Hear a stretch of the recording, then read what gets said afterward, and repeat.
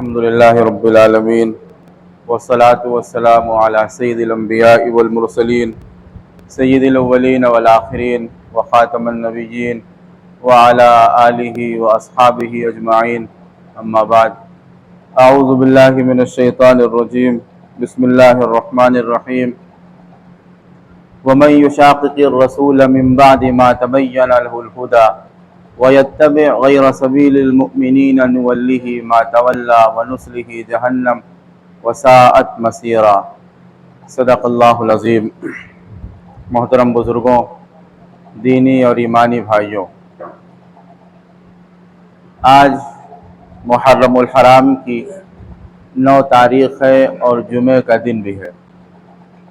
محرم الحرام کا مہینہ شروع ہوتے ہی ایک خیال آتا ہے، خاص طور سے جب یہ تاریخ آتی ہے 9 اور 10، تو ایک تصور ذہن میں گونجتا ہے کہ یہ وہی تاریخیں ہیں جن تاریخوں میں حضور اکرم صلی اللہ علیہ وسلم کے چہیتے نواسے حضرت سیدنا حسن اور حضرت سیدنا حسین رضی اللہ عنہما کا واقعہ پیش آیا، جس کو ہم لوگ واقعہ کربلا کے نام سے جانتے ہیں۔ پہلے آپ یہ سمجھیے کہ حضرت سیدنا حسین رضی اللہ عنہ اور حضرت سیدنا حسن رضی اللہ عنہ حضور اکرم صلی اللہ علیہ وسلم کے کتنے چہیتے تھے۔ یہ دونوں صاحبزادگان علی اپنے نانا جان کے کتنے زیادہ محبوب تھے، اس کا اندازہ آپ کو اس سے ہو سکتا ہے کہ حضور اکرم صلی اللہ علیہ وسلم خطبہ فرمایا کرتے تھے، نماز پڑھایا کرتے تھے، کبھی نماز پڑھا کرتے تھے، اور ان صاحبزادوں میں سے کوئی ایک، چاہے حسن ہو چاہے حسین، آپ کے پیٹھ پہ سوار ہو جا رہے ہیں، آپ خطبہ دے رہے ہیں تو آپ کے گود میں سوار ہوئے جا رہے ہیں، اور آپ صلی اللہ علیہ وسلم اپنے نواسوں کی رعایت میں سجدے سے سر نہیں اٹھا رہے ہیں، سجدے کو لمبا کرے جا رہے ہیں، اور آپ خطبہ دے رہے ہیں، حضرت سیدنا حسن اور حسین آ رہے ہیں تو کبھی آپ خطبہ چھوڑ کر ان کو گود میں اٹھا رہے ہیں، اور کبھی یہ ارشاد فرما رہے ہیں خطبہ دیتے دیتے کہ اے لوگوں، یہ میرا یہ بیٹا، حضرت حسن کے بارے میں روایت ہے کہ ایک مرتبہ حضور اکرم صلی اللہ علیہ وسلم خطبہ دے رہے تھے، اچانک حضرت سیدنا حسن ابن علی آ گئے، آپ نے ان کی طرف دیکھا اور لوگوں کی طرف دیکھا، ارشاد فرمایا کہ اے لوگوں، میرا یہ بیٹا ان ابنی ھذا سید، میرا یہ بیٹا سردار ہے، اور اللہ اس کے ذریعے سے مسلمانوں کے 2 عظیم گروہوں میں صلح کرائے گا۔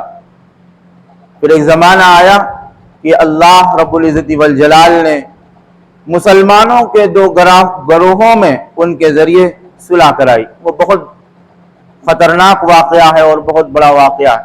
ہمیں یہ سمجھنا ہے کہ حضرت سیدنا حسین رضی اللہ عنہ کتنے محبوب تھے حضور اکرم صلی اللہ علیہ وسلم کے۔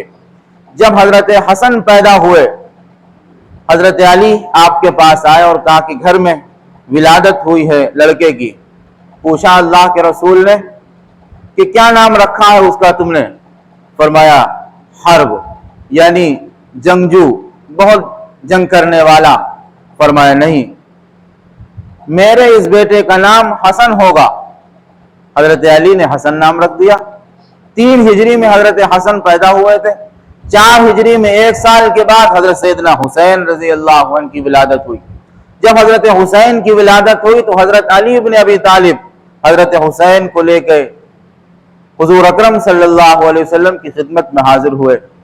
آپ نے اپنا لعاب مبارک نکالا اور حضرت حسین کو چٹایا، اور علی سے پھر فرمایا کیا نام رکھا؟ کہا حرب۔ کہا نہیں، میرا یہ بیٹا حسین ہے۔ تو حضور اکرم صلی اللہ علیہ وسلم نے ان ناموں کو تجویز فرمایا۔ اس سے پہلے کسی کا حسن اور حسین نام نہیں تھا۔ اللہ کے پیغمبر نے حسن اور حسین نام رکھا۔ حسن اور حسین کے معنی ہی خوبصورت کے ہوتے ہیں، اور حضرت حسن کے بارے میں کہا جاتا ہے کہ حضرت حسن حضور اکرم صلی اللہ علیہ وسلم سے مشابہت رکھتے تھے، چہرے سے لے کے سینے تک حضرت حسن کا چہرہ حضور اکرم صلی اللہ علیہ وسلم سے ملتا تھا، اور پھر سینے سے لے کر قدم تک حضرت حسین رضی اللہ عنہ حضور اکرم صلی اللہ علیہ وسلم سے مشابہت رکھتے تھے۔ حضرت حسن اور حضرت حسین کا جو مقام ہے حضور اکرم صلی اللہ علیہ وسلم کے نواسے ہونے کی بنیاد پر صحابہ کے بعد، یعنی وہ صحابہ جو کبار صحابہ ہیں ان کے بعد اگر کسی کا مقام ہے تو حضرت حسن اور حضرت حسین کا ہے۔ حضرت حسن اور حسین حضرت سیدنا علی بن ابی طالب رضی اللہ عنہ کے صاحبزادے، اور حضرت علی حضور اکرم صلی اللہ علیہ وسلم کے چوتھے خلیفہ، حضرت سیدنا صدیق اکبر کے بھی صاحبزادے، حضرت سیدنا عمر کے بھی صاحبزادے، اور حضرت سیدنا عثمان کے بھی صاحبزادے، اور بھی صحابہ اکرام کے صاحبزادے یعنی لڑکے ان کے گھر میں پیدا ہوئے۔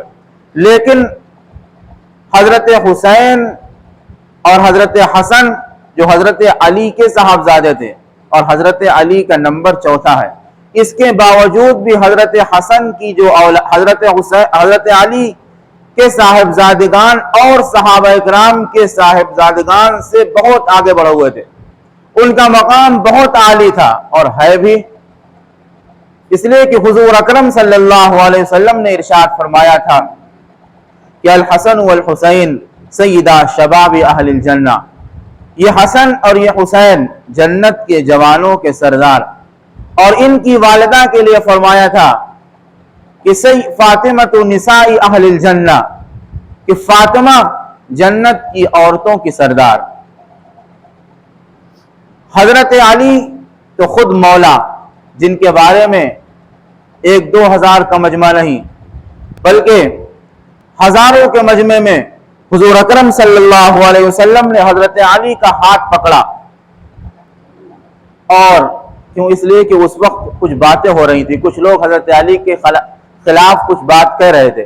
آپ صلی اللہ علیہ وسلم حج سے روانہ ہو رہے تھے، غدیر خم ایک جگہ کا نام ہے، وہاں ہزاروں صحابہ اکرام کو جمع فرمایا اور حضرت علی کا ہاتھ اپنے ہاتھ میں لیے اور فرمایا کہ من کنت مولا فہذا علی مولا، کہ اے لوگوں جس کا میں دوست علی بھی اس کے دوست، اور جس کا میں محبوب ہوں علی بھی اس کے محبوب ہونے چاہیے، جو مجھے چاہے گا وہ علی کو چاہے گا، اور اگر اس سے بڑھ کے یہ بات کہی جائے جو مجھے اپنا رسول ماننا چاہتا ہے وہ علی کو اپنا محبوب مانے گا، اگر علی کو اپنا محبوب مانے گا تب تو ہم اس کے ہو کر رہیں گے، اور خدا نخواستہ علی کو چھوڑ کر اگر صرف مجھے مانتا ہے تو نہ وہ علی والا ہوگا نہ وہ حضور والا ہوگا۔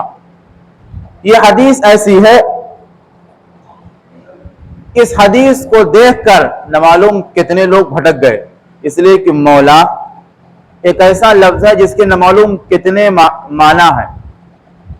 مولا کے معنی غلام، مولا کے معنی آزاد کردہ غلام، مولا کے معنی محبوب، مولا کے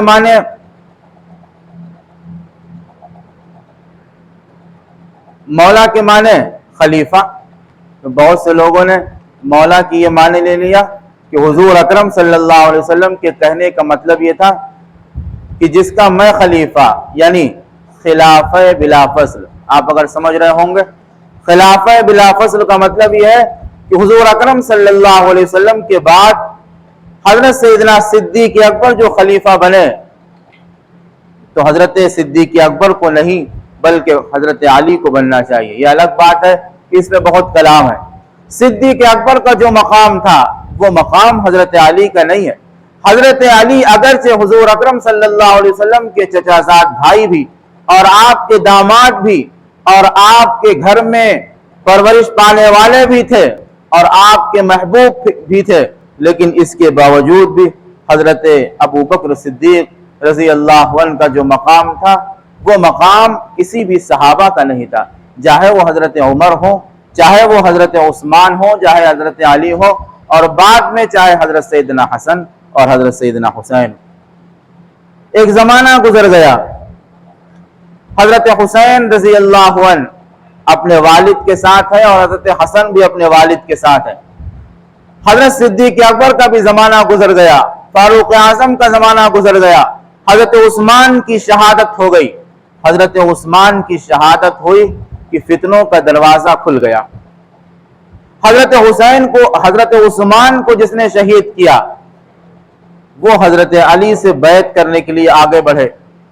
حضرت علی روک رہے ہیں کہ رک جاؤ تھوڑی دیر، ابھی اتنا بڑا حادثہ پیش آیا ہے، حضرت عثمان کی شہادت ہو گئی ہے۔ وہ لوگ کہنے لگے نہیں، آپ اپنا ہاتھ دیجئے، ہم آپ کے ہاتھ پہ بیعت کرتے ہیں۔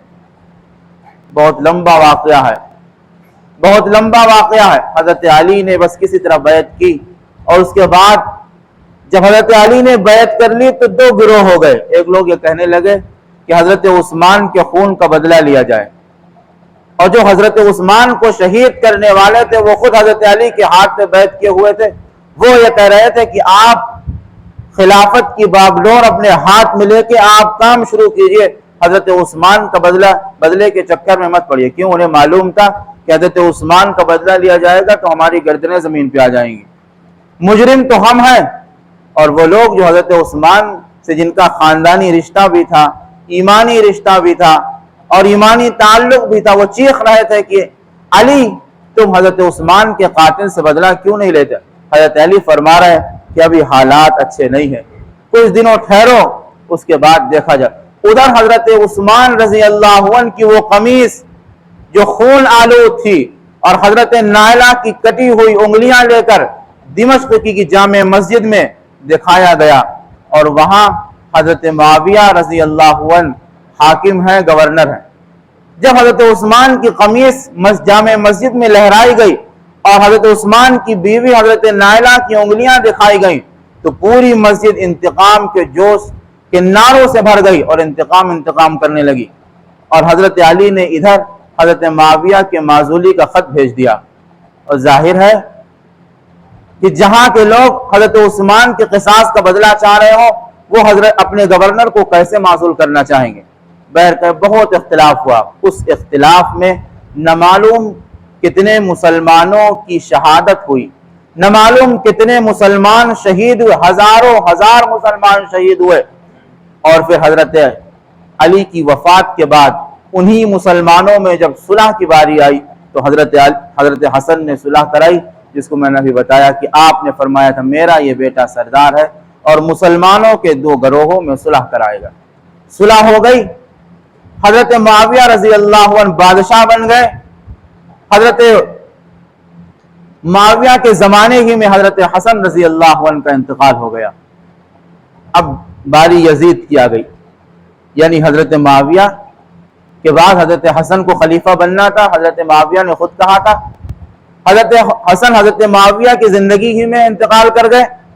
اب حضرت معاویہ نے جب بیعت لی تو یزید کے لیے لی، اس کا بھی بہت واقعہ لمبا، حضرت معاویہ کا انتقال ہو گیا۔ اور یزید، اس کے بارے میں علماء نے بہت سے قول نقل کیے ہیں۔ اتنی بات ضرور ہے کہ یزید فاسق ضرور تھا، کافر کہنا تو بہت دور کی بات ہو جائے گی اور بہت بڑی بات ہو جائے گی، فاسق ہم کہہ سکتے ہیں روایات کی بنیاد پر۔ جب یزید خلیفہ بنا تو حضرت حسین رضی اللہ عنہ نے اس کے ہاتھ پر بیعت نہیں کی اور فوراً مدینے چلے آئے۔ جب آپ مدینے چلے آئے تو وہ لوگ جو حضرت علی کو تنگ کر رہے تھے اور حضرت علی کو شہید کر دیا، حضرت حسن کو اتنا تنگ کیا کہ حضرت حسن کو بھی شہید کر دیا، یعنی زہر دیا۔ حضرت حسن کو زہر دیا، ایک مرتبہ نہیں، کئی مرتبہ زہر دیا۔ حضرت حسین رضی اللہ عنہ فرماتے ہیں کہ جب حضرت حسن کا انتقال ہو رہا تھا تو حضرت حسین خود تشریف فرما تھے اور حضرت حسن فرما رہے تھے کہ بھائی جان مجھے زہر دیا گیا اور ہر بار زہر مجھے سخت دیا گیا ہے، مجھے بہت تکلیف ہو رہی ہے۔ حضرت حسین فرماتے ہیں بھائی جان کیا آپ مجھے بتا سکتے ہیں کہ آپ کو کس نے زہر دیا؟ کہا تم کیا کرو گے؟ کہا میں اس کو موت کے گھاٹ اتار دوں گا۔ کہا ہو سکتا ہے کہ جس کو میں خیال کر رہا ہوں وہ نہ ہو اور میں نام بتا دوں تو تم اس کو مار ڈالو گے، لہٰذا میں اس کا معاملہ اللہ پر چھوڑتا ہوں۔ حضرت حسن کا انتقال اس طرح ہوا۔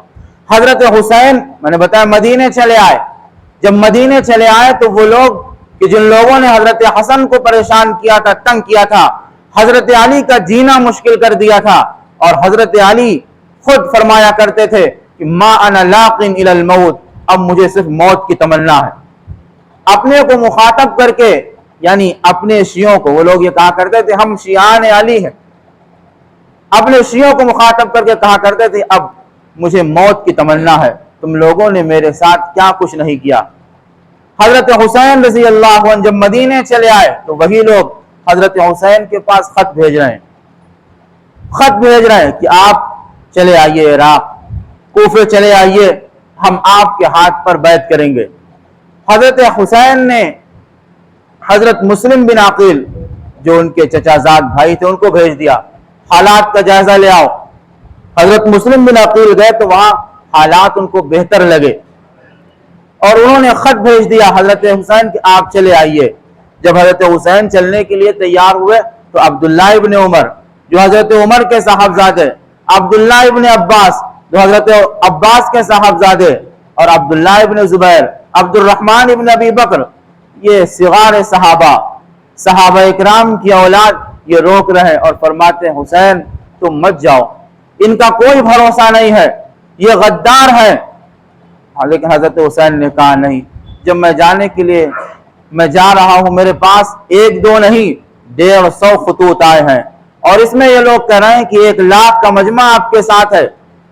حضرت حسین تیار ہو گئے، چلنے لگے. راستے میں آپ کو خبر ملی کہ آپ کے چچا زاد بھائی مسلم بن عقیل کو شہید کر دیا گیا، ان کو بھی بے دردی سے شہید کر دیا گیا. حضرت حسین فرمانے لگے اب جو ہوگا اللہ مالک ہے، اب تو میں جا کر رہوں گا وہاں. حضرت حسین رضی اللہ عنہ آگے بڑھے اور آپ کو معلوم ہے حضرت حسین جنگ کرنے